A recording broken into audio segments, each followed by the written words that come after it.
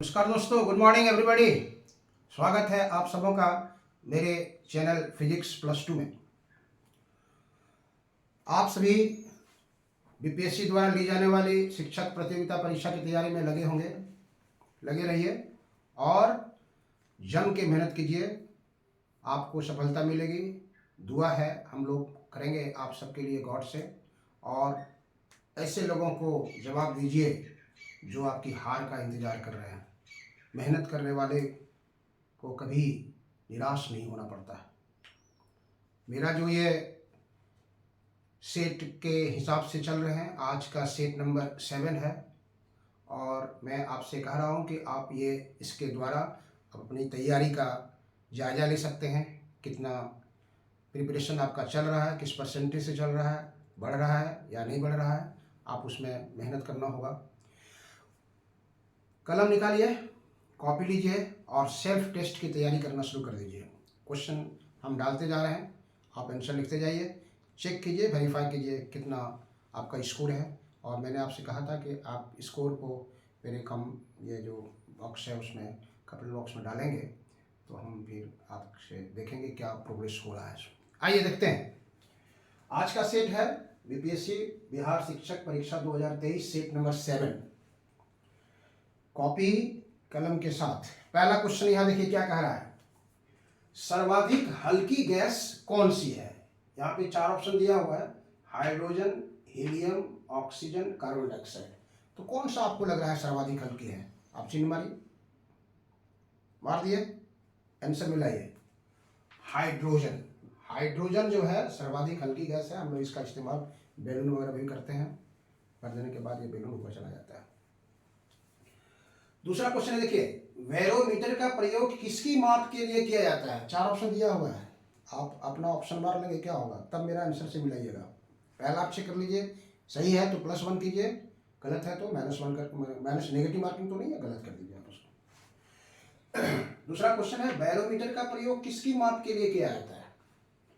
ताप है, टेम्परेचर, शक्ति, पावर, दाब, प्रेशर, आर्द्रता, ह्यूमिडिटी।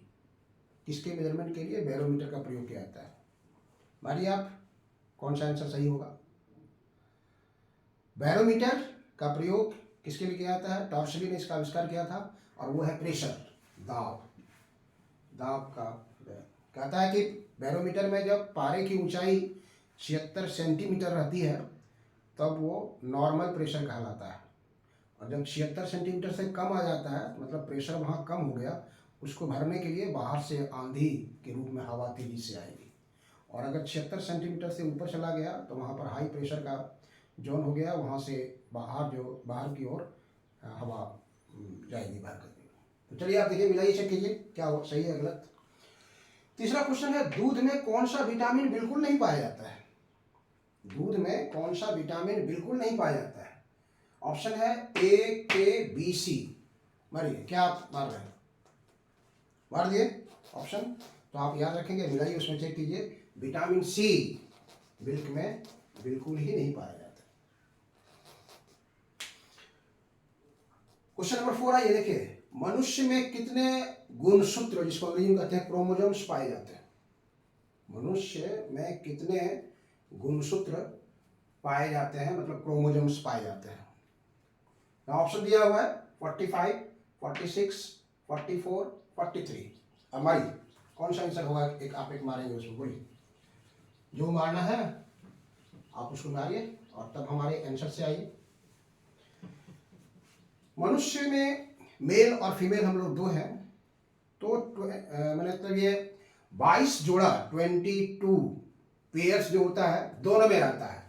मेल में भी रहता है 22 पेयर्स और फीमेल में भी रहता है 22 पेयर्स। एक पेयर्स जो होता है उस सेक्स क्रोमोसोम्स कहलाता है, जो लड़के या लड़की का निर्धारण करता है, एक पेयर। तो मेल में पाया जाता है XY और फीमेल में दोनों X होता है।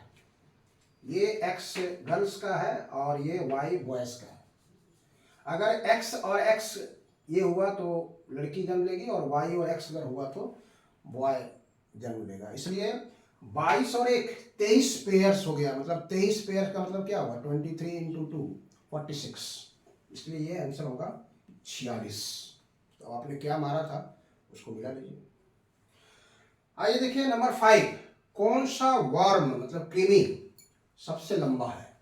ऑप्शन यहां दिया हुआ है, ring worm, tape worm, hook worm, केचुआ। सबसे लंबा कीट इसमें कौन सा है? Ring worm, tape worm, hook worm, केचुआ। क्या मारे आपने? मार लिए। अब इसमें सबसे लंबा जो है वो टेप के हिसाब से ही नाम है इसका, फीता टेप वर्म, ये सबसे लंबा कृमि है।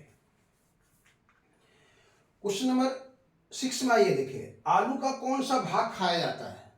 आलू का हम लोग खाते हैं, कौन सा भाग खाते हैं? पत्ता खाते हैं, तना खाते हैं, फल खाते हैं, जड़ खाते हैं? मारिए ऑप्शन, मार दिए। हम लोग खाते हैं इसको तना। किस किस फल का तना खाते हैं हम लोग? आलू, अदरक, प्याज, लहसुन, ये सब का हम लोग तना खाते हैं, उसका स्टीम जिसको कहते हैं। देखिए क्या हुआ आपका, सही है गलत हुआ? अदरक से क्वेश्चन हम लोग बहुत से डाले थे वीडियोस में, अदरक कई बार था लेकिन हमने एक ही बार डाला। जितना आपको बताया कि शिक्षक बिहार के द्वारा जो शिक्षक नियुक्ति प्रतियोगिता परीक्षा का क्वेश्चन आया है, लिया गया है, उसमें जो क्वेश्चन रिपीटेड है हम उसको बार बार नहीं डाल रहे हैं, क्योंकि मैक्सिमम क्वेश्चन हमारा एम है, मेरा ध्येय है कि आपके पास मैक्सिमम से मैक्सिमम क्वेश्चन पहुंच सके।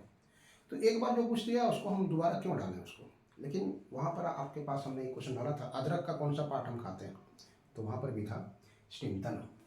क्वेश्चन नंबर 7 आइए देखिए, शुद्ध पेयजल, शुद्ध पेय बनाने के लिए, मतलब शीतल पेय मतलब कोल्ड ड्रिंक्स, कोल्ड ड्रिंक्स बनाने के लिए किस गैस का प्रयोग किया जाता है? शीतल पेय बनाने के लिए किस गैस का प्रयोग किया जाता है? ऑप्शन दिया हुआ है, oxygen, hydrogen, carbon dioxide, nitrogen. मारिए कौन सा क्वेश्चन सही है आपका, मार दिए। आइए इसका ऑप्शन होगा सी, कार्बन डाइऑक्साइड उसमें मिलाया जाता है। क्वेश्चन नंबर 8 आइए देखिए, हार्मोन स्रावित करने वाली ग्रंथि को क्या कहा जाता है? हार्मोन्स निकलता है, मनुष्य के डिफरेंट ग्लैंड्स हैं जो हार्मोन्स को सेक्रेट करता है और बहुत चीज़ का वो निर्धारण भी करता है। तो उस जो ग्रंथि है, ग्लैंड्स है, उसको क्या कहा जाता है? हार्मोन सेक्रेट करने वाली ग्रंथि को क्या कहा जाता है? एक्सोक्राइन, एंडोक्राइन, गैस्ट्रिक, तेल ग्रंथियां। मारिए कौन सा आप टिक लगाइए, कौन सा सही लिखे आप ABCD में। हो गया, आंसर होगा एंडोक्राइन, शरीर के अंदर की ग्लैंड्स है उसके द्वारा हार्मोन सेक्रेट होता है, इसलिए ये एंडोक्राइन हो जाएगा। क्वेश्चन नंबर 9 आइए, बिल्कुल ही इजी क्वेश्चन दिया है, विटामिन डी सबसे अधिक किसमें पाया जाता है? ऑप्शन जो दिया है उसमें ध्यान देना आपको, जो ऑप्शन दिया हुआ है उसमें विटामिन डी सबसे अधिक किसमें पाया जाता है? यहाँ ऑप्शन है फल, अंडा, दाल और सूर्य। टिक कीजिए कौन सा आपके लिए सही है। ये तो भी बहुत इजी क्वेश्चन है, आप इसको लगा दिए होंगे। सन, सूर्य में विटामिन डी सबसे अधिक पाया जाता है और विटामिन डी की कमी से हम लोग जानते हैं रिकेट्स नाम की बीमारी होती है। क्वेश्चन नंबर 10 आइए देखिए, कौन सा तत्व पौधों के विकास के लिए आवश्यक है? कौन सा तत्व जो इसमें है वो पौधों के डेवलपमेंट के लिए आवश्यक है? ऑप्शन देखिए, carbon dioxide, oxygen, zinc, nitrogen. कौन सा तत्व है इसमें जो पौधों के विकास के लिए आवश्यक है? तो इसमें एक ही तत्व का नाम आपको आ रहा है यहाँ पर, जिंक, जिंक। क्वेश्चन नंबर 11, कौन सा प्राणियों में बाह्य कान होता है? एक्सटर्नल ईयर किसमें होता है? ऑप्शन दिया हुआ है, मछलियां, पक्षियां, सांप छिपकलियां और स्तनधारी। तो ये तो हम लोग देख रहे हैं, हम लोग खुद उसके हैं, फीमेल मेल, लगा लिया, चिन्ह मार दिया। कौन सा हुआ? स्तनधारी। इसमें हम लोग पे बाह्य एक्सटर्नल फेस में कान होता है, एक्सटर्नल फेस में कान होता है। नेक्स्ट क्वेश्चन देखते हैं हम लोग आगे, क्वेश्चन नंबर 12। तैयार है आप? देखिए बिल्कुल इजी क्वेश्चन है, स्पेक्ट्रम के 7 रंगों में से सबसे अधिक तरंगदैर्घ्य किस रंग की होती है? तरंगदैर्घ्य को आप जानते हैं, लैम्डा से हम लोग लिखते हैं। ऑप्शन है नीला, लाल, पीला, हरा। कौन सा कलर है जिसका वेवलेंथ सबसे अधिक है। तो इसको याद करने का जो तरीका है आप भी जानते हैं, और अगर भूल गए हों तो आपको बता देते हैं। एक वर्ड में 7 रंगों का नाम बोलिए। तो देखिए आप लिखेंगे, अलग अलग ढंग से लिखा जाता है। हम यहाँ लिखते हैं वे नी आ ह पी ना ला। वे नी आह पिनाला। अंग्रेजी में लिखते हैं भी आई बी जी वाई ओ आर। ये जो ऑर्डर है तरंग दैर्ध्य बढ़ने का है। इसी के ऑर्डर में वेवलेंथ जो है तरंग दैर्ध्य सबसे बढ़ते जाता है। बैंगनी, नीला, आसमानी, हरा, पीला, नारंगी, लाल। मतलब इसमें से violet, indigo, blue, green, yellow, orange, red. तो इसमें सबसे कम जो वेवलेंथ है वो बैंगनी रंग का है, वायलेट का, और सबसे अधिक तरंगदैर्ध्य जो होगा लाल रंग का है, रेड का। इसलिए इसका ऑप्शन आप जो मारे होंगे उसमें चेक कर लीजिए। नीला, हरा, पीला, नीला, लाल, पीला, हरा में तो क्या होना चाहिए? लाल होना चाहिए। अब आपने क्या मारा था ट्रिक, उसको देखिए। आइए आगे बढ़ते हैं। क्वेश्चन नंबर 13, न्यूक्लियर फिशन में कौन सी किरण नहीं निकलती है? गामा किरण, अल्फा किरण, बीटा किरण, इंफ्रारेड किरण। ये कह रहा है कौन सा किरण न्यूक्लियर फिशन, जिसको हम लोग दूसरा हिंदी वर्ड भी इसका आता है नाभिकीय विखंडन, अंग्रेजी में कहते हैं इसको न्यूक्लियर फिजन। तो उसी का अंग्रेजी का ही यहाँ हिंदी ट्रांसलेशन किया है वो। न्यूक्लियर फिशन में कौन सी किरण नहीं निकलती है? तो न्यूक्लियर फिशन जब होता है, नाभिक का जब विखंडन होता है, तो उसमें न्यूक्लियर फिशन में कौन सी किरण नहीं निकलती है? तो आप देखिए यहाँ से नाभिक से अल्फा, बीटा, गामा 3 किरण निकलती है। इंफ्रारेड किरण जो है वो आपको एक विद्युत चुंबकीय तरंग है। विद्युत चुंबकीय तरंग का एग्जाम्पल आप याद रखेंगे, गामा किरण, एक्स किरण, पराबैंगनी किरण, अवरक्त किरण, दृश्य किरण, सूक्ष्म किरण, रेडियो किरण। इतना किरण जो है ये विद्युत चुंबकीय तरंग है। यहाँ इंफ्रारेड को हम लोग हिंदी में कहते हैं अवरक्त किरण। ये हो गया आपका इलेक्ट्रोमैग्नेटिक वेव्स। बाकी ये सब वहां से निकल रहा है, गामा किरण निकल रहा है, अल्फा किरण निकल रहा है, बीटा किरण निकल रहा है। तो इंफ्रारेड किरण जो है ये इसका एग्जाम्पल होगा। आंसर सही ऑप्शन। अब आपने क्या टिक मारा था उससे कंपेयर कीजिए, देखिए कितना अभी तक स्कोर आया आपका। क्वेश्चन नंबर 14 आते हैं। देखिए विटामिन सी का सर्वोत्तम स्रोत इसमें कौन सा है? आपको जो ऑप्शन दिया है उससे आपको चूज करना, अपना नहीं लगाना है। क्या कहता है? सेब, आंवला, आम, दूध। तो विटामिन सी जानते हैं प्राय लगभग खट्टापन के आसपास में आता है। तो इसमें आप जो ऑप्शन मारे होंगे उसमें आंवला सही होगा, आंवला सही होगा इसके लिए। क्वेश्चन नंबर 15 देखिए, खतरे के लिए लाल रंग का उपयोग किया जाता है क्योंकि? खतरे के लिए लाल रंग का उपयोग किया जाता है क्योंकि 4 ऑप्शन देखिए, इसका बिखराव न्यूनतम होता है, मतलब इधर उधर छिटकता कम है, इससे आंख को आराम मिलता है, इसका रासायनिक प्रभाव न्यूनतम होता है, और इसका वायु में शोषण न्यूनतम होता है। ये 4 ऑप्शन में कौन सा ऑप्शन आपके नज़र में सही है उसको आप मारिए, चिन्ह लगाइए, और हम उसको एक्सप्लेन करते हैं, और तब आप कंपेयर कीजिए कि आप सही हैं या गलत है। लगा दिए होंगे आप आंसर।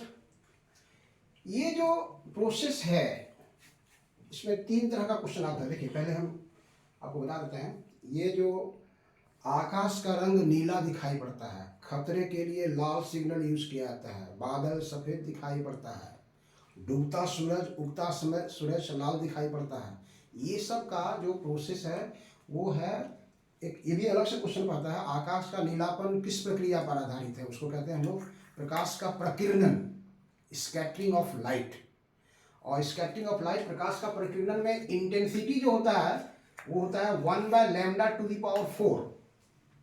1/λ⁴। मतलब जिसका वेवलेंथ कम होगा वो ज़्यादा बिखराव करेगा, और जिसका वेवलेंथ ज़्यादा होगा उसका बिखराव कम होगा, लंबी दूरी ज़्यादा तय करेगी, लंबी दूरी ज़्यादा तय करेगी। तो खतरे के लिए आपको लाल सिग्नल बहुत दूर से ही आपको दिखाई पड़ता है। इसका मतलब क्या हुआ है, वो फैलता इधर उधर कम है, क्योंकि उसका तरंगदैर्ध्य, अभी आपका अगला क्वेश्चन जो था, सबसे अधिक वेवलेंथ किसका तरंगदैर्ध्य का था, लाल रंग का। तो लाल रंग का जब तरंगदैर्ध्य अधिक है तो उसका बिखराव कम होगा, लंबी दूरी तय करके सबसे पहले हमारी आंख पर पहुंचेगी वो लाल किरण, इसलिए खतरे के लिए लाल सिग्नल का प्रयोग किया जाता है। तो ऑप्शन क्या होगा सही, अब आप मिला लिए होंगे, ऑप्शन नंबर ए, इसका बिखराव न्यूनतम होता है, इसका स्कैटरिंग कम होता है। क्वेश्चन नंबर 16 देखिए, किसी वस्तु का भार शून्य होगा। एक इसके पहले हम वीडियो डाले थे, किसी वस्तु का भार अधिक कहाँ होगा, दूसरा वीडियो आया था उसी में किसी वस्तु का भार न्यूनतम कहाँ होगा, और आज का वीडियो है उसमें है किसी वस्तु का भार शून्य कहाँ होगा। तो भार आप जानते हैं, भार का जो फॉर्मूला बताए थे आपको, W = m × g। अगर 2 किलोग्राम का वस्तु है तो ये जो 2 रहेगा ही, g चेंज कर रहा है, तो g चेंज कर रहा है तो जहां पर g का वैल्यू 0 होगा वहां पर भार उसका 0 होगा। आपको बताया था कि यहाँ पर ये भूमध्य रेखा कहलाता है, ये आपका ध्रुवीय है, पोल है, यहाँ पोल है, उत्तरी पोल, उत्तरी ध्रुव, दक्षिणी ध्रुव। तो पोल पर जी का वैल्यू सबसे अधिक होता था, इसलिए भार सबसे अधिक होता था। भूमध्य रेखा जो है, विषुवत रेखा भी इसको कहते हैं, यहाँ पर जी का वैल्यू कम होता है, इसलिए वहाँ पर भार न्यूनतम होगा। और सेंटर पर, पृथ्वी के केंद्र पर जी का वैल्यू 0 होता है, इसलिए वहाँ पर उसका जो भार होगा शून्य होगा। तब आपने क्या माना है, देखिए, किसी वस्तु का भार शून्य होगा पृथ्वी के केंद्र पर, भूमध्य रेखा पर, उत्तरी ध्रुव पर, दक्षिणी ध्रुव पर। तो आप जो मारे हैं उसमें सही क्या होना चाहिए, क्लियर हो गया होगा आपको, पृथ्वी के केंद्र पर। आइए क्वेश्चन नंबर 17 देखिए, 0.01 मीटर प्रति सेकंड की चाल से चल रही 2 किलोग्राम की वस्तु की गतिज ऊर्जा कितनी होगी। 4 ऑप्शन दिया हुआ है, 0.02 जूल, 0.01 जूल, 0.002 जूल और 0.001 जूल। गतिज ऊर्जा कहता है कितना होगा। अब आप मारिए, उसमें चीज लगाइए, कौन सा आपके हिसाब से सही होना चाहिए।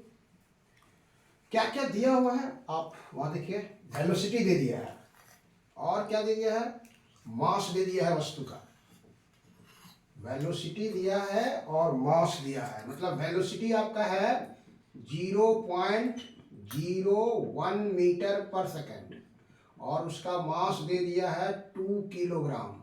गतिज ऊर्जा निकालने के लिए कहता है के, फॉर्मूला आपको याद रखना होगा, ½ mv²। तो ये हो गया हाफ, m हो गया 2 और v हो गया 0.01 इंटू 0.01 इंटू 0.01। तो आप देखिए यहाँ से 2 कैंसिल हो गया। आप 0.01 इंटू 0.01 को मल्टीप्लाई करेंगे तो कितना होगा, यहाँ पर देखिए, एक तो होगा ही, 1 से गुना करेंगे तो यहाँ 2 अंक है, यहाँ 2 अंक है, 4 अंक, मतलब 4 अंक के बाद दशमलव होना चाहिए, 4 अंक के बाद दशमलव होना चाहिए। तो ये हो जाना चाहिए मेरे हिसाब से 0.0001, ये आंसर होना चाहिए। 0.01 मीटर प्रति सेकेंड की चाल से ये 0.01 मीटर पर सेकंड चाल हो गया। मास दिया हुआ है 2 किलोग्राम और ये दिया है ½ mv²। इसकी गति ऊर्जा कितनी होगी, 2 कैंसिल हो गया, 0.01 गुना 0.01, तो 2 अंक यहाँ, 2 अंक, 4 अंक के बाद दशमलव होना चाहिए। तो 1 2 3 4 के अंक के बाद दशमलव होना चाहिए। तो उस ऑप्शन में वो कोई नहीं है। तो जो उसके द्वारा ऑप्शन दिया गया था वो उसमें गलत है। इस तरह का क्वेश्चन जब आता है ना तो लोग बीपीएससी में दायर करते हैं कि ये क्वेश्चन गलत है। तो यहाँ पर भले आप प्रिंट करने में मिस्टेक हुआ हो या क्या करना हो, तो इसमें हम एक क्वेश्चन जो अपने मन से संशोधन कर देते हैं, यहाँ पर एक 000 डाल देते हैं यहाँ पर से, ये 000 डाल दे रहे हैं हम अपने से और यहाँ पर 1 जूल कर दे रहे हैं। तो इसके हिसाब से जो आंसर होना चाहिए वो होना चाहिए आपका डी नंबर। अगर यहाँ रहता है, हो सकता है यहाँ पर रहता है 0.1 मीटर पर सेकेंड, 0.1 मीटर पर सेकेंड की चाल से चल रही वस्तु का, तो क्वेश्चन में कहाँ प्रिंटिंग मिस्टेक है, यहाँ है या वहाँ है, वो थोड़ा सा देखना पड़ेगा। हो सकता है कि यहाँ पर 0.1 हो, तब उसका आंसर वो सही होगा। चलिए आगे बढ़ते हैं। क्वेश्चन नंबर 18 देखिए। 3 ओम 6 ओम प्रतिरोध का पार्श्व क्रम में समतुल्य प्रतिरोध कितना होगा? दो रेसिस्टेंस है, 3 ओम और 6 ओम, दोनों को पार्श्व क्रम मतलब समझ रहे हैं, पैरेलल में जोड़ा गया है। तो कहता है कि दोनों को जोड़ने से समतुल्य प्रतिरोध कितना होगा, इक्विवेलेंट रेसिस्टेंस कितना होगा। ऑप्शन दिया है वहां पे 9 ओम, 3 ओम, 2 ओम और 18 ओम। 9 ओम, 3 ओम, 2 ओम और 18 ओम। अब आप लगाइए कौन सा चिन्ह मारते हैं। चले जाइए, कौन सा फॉर्मूला यूज करेंगे आप वहां से, 1/r equal to 1/r1 plus 1/r2। प्रतिरोध में समझ रहे हैं, पैरेलल में से जुड़ा है सर, ये इधर से पैरेलल में से जुड़ा हुआ है और एक्सियल रेसिस्टेंस जुड़ा हुआ है, ये पैरेलल। यहाँ पर है 3 ओम, यहाँ पर है 6 ओम। तो बताता है दोनों मिलके कितना होगा आपको। तो इसका एक शॉर्टकट भी फॉर्मूला आपको बताए थे, R बराबर R1 इंटू R2 बटे R1 प्लस R2। इसी को सोल्व करेंगे, एलसीएम लेके निकालेंगे आप। मतलब एक बार दोनों को गुना कर दीजिए, 3 इंटू 6, एक बार दोनों को प्लस कर दीजिए 3 इंटू 6, तो 18/9 आ जाएगा, तो ये 2 ओम आ जाएगा। इसलिए आप देखिए 9 ओम, 3 ओम, 2 ओम और 18 ओम। अब आपने क्या लगाया था चिन्ह, उससे कंपेयर कीजिए आप सही है या गलत है। क्वेश्चन नंबर 19 है देखिए। किसी तत्व का द्रव्यमान संख्या, जिसको हम लोग मास नंबर कहते हैं, 18 है। यदि इसमें इलेक्ट्रॉन 7 है तो प्रोटॉन और न्यूट्रॉन कितना होगा। द्रव्यमान संख्या दिया हुआ है और इलेक्ट्रॉन दे दिया है, तो कहता है प्रोटॉन और न्यूट्रॉन कितना होगा। 7 7, 7 14, 7 11, 7 18। तो आप कौन सा चिन्ह मारेंगे उसमें चेक कीजिए, और तब तक हम आपको एक्सप्लेन करते हैं, उसके बाद उससे मिलाइएगा। देखिए एक याद रखिएगा, परमाणु संख्या बराबर होता है प्रोटॉन की संख्या बराबर इलेक्ट्रॉन की संख्या, और द्रव्यमान संख्या होता है प्रोटॉन की संख्या प्लस न्यूट्रॉन की संख्या। ये तो दो फॉर्मूला याद रखना है। तो परमाणु संख्या वहां नहीं दिया, द्रव्यमान संख्या दिया हुआ है, इलेक्ट्रॉन की संख्या दिया है, तो जितना इलेक्ट्रॉन होगा उतना क्या होगा, प्रोटॉन। तो इलेक्ट्रॉन कितना है, 7। तो इलेक्ट्रॉन 7 है, तो प्रोटॉन आपको निकल गया यहां से, प्रोटॉन भी 7 होगा। चलिए एक आंसर तो आ गया। अब यहाँ पे द्रव्यमान संख्या आपको दे दिया है, ये द्रव्यमान संख्या आपको दे दिया है, कितना है 18। यहाँ पर देख रहे हैं आप 18 है, तो ये 18 हो गया। और ये प्रोटॉन आप निकाले 7, तो न्यूट्रॉन आपको निकालना है, तो न्यूट्रॉन बराबर क्या होगा 18 माइनस 7, कितना आ गया 11। इसलिए क्या आंसर होगा 7 और 11। तो 7 7 नहीं होगा, 7 14 नहीं होगा, 7 11 होगा। अब आप चेक कर लिए होंगे कौन सा, क्या आप सही है या आपका गलत हो गया। Question number 20। वायुमंडल में किस गैस की परत से ग्रीन हाउस का प्रभाव बनता है, green house effect. Green house effect समझ रहे हैं आप, एक कंबल की तरह कार्य करता है, जो पृथ्वी से उत्सर्जित रेडिएशन को वो रोक लेता है। तो कौन सा गैस की परत बनने से ये होता है। ग्रीन हाउस इफेक्ट में बहुत सारा क्वेश्चन आता है, तो इसके पीछे भी मेरा वीडियो आया था, फोटोसिंथेसिस और ग्रीन हाउस पर भी बहुत सा क्वेश्चन था। तो वायुमंडल में किस गैस की परत से ग्रीन हाउस का प्रभाव बनता है। Carbon dioxide, oxygen, nitrogen, helium. क्या मारा आपने, कौन सा चिन्ह लगाया आपने, अब मिलाइए। आप जानते हैं उसको कार्बन डाइऑक्साइड होता है। तो इस तरह से हम आपके पास आपके प्रिपरेशन को माने मोमेंटम देने के लिए छोटा छोटा वीडियो लेकर के आते रहेंगे, और फिर हम एक ऐसा वीडियो लाएंगे जिसमें कुछ टीचिंग रहेगा, मतलब कुछ पढ़ाने का रहेगा, जो कुछ टॉपिक्स जिसका देख रहे हैं कि ज़्यादा मैक्सिमम क्वेश्चन आ रहा है, उस क्वेश्चन को शॉर्ट करके आपके सेवा में हम एक वीडियो लेकर के भी आएंगे, ताकि आप उससे रिलेटेड जितना क्वेश्चन पॉसिबल हो सकता है आप उसको सब सोल्व कर सकते हैं। तो कैसा लगा आपको मेरा वीडियो, अगर अच्छा लगे तो इसको लाइक करना, सब्सक्राइब करना और शेयर करना नहीं भूलिएगा। वही मेरे लिए टॉनिक का काम करेगा। चलिए, थैंक यू।